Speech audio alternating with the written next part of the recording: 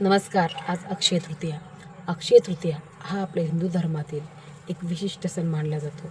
अक्षय तृतीया हा आपण का बरं साजरा करतो, याचे महत्त्व काय आणि ह्या दिवशी आपण ह्या दिवसाला आखिदी म्हणून सुद्धा का म्हणतो, तर हे सर्वांनाच माहीत आहे.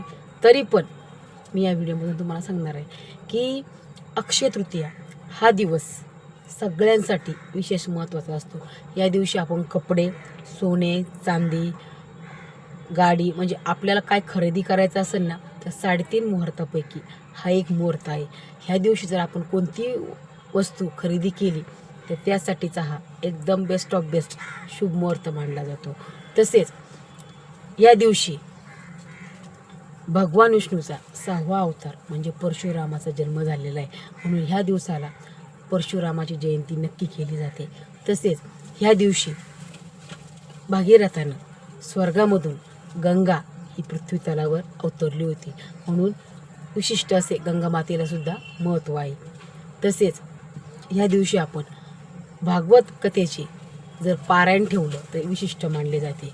विशेष म्हणजे व्यासाने या दिवशी महाभारतातील कथेचे लिखाण सुरू केले होते आणि ह्या दिवशी जर 18व्या अध्यायातील आपण भगवद्गीतेतील 18व्या अध्यायात जर पठण केलं त्याच्यासारखं पुण्य कशातच भेटणार नाही आहे. तसेच या दिवशी आपण सोने चांदी खरेदी करू शकता आणि 3.5 मुहूर्तापैकी हा एक मुहूर्त म्हणजे मानला जातो.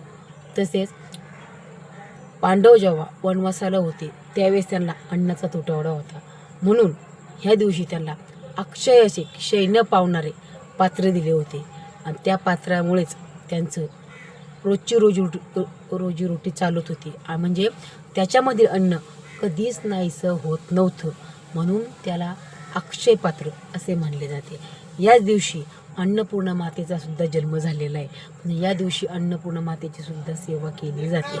अन्नपूर्णा मातेची सेवा अशा प्रकारे करतात की आपलं स्वयंपाकघर कसं स्वच्छ राहील, आपल्या स्वयंपाकघरात अन्नपूर्णेचा वास कसा राहील याचा नक्की विचार करा.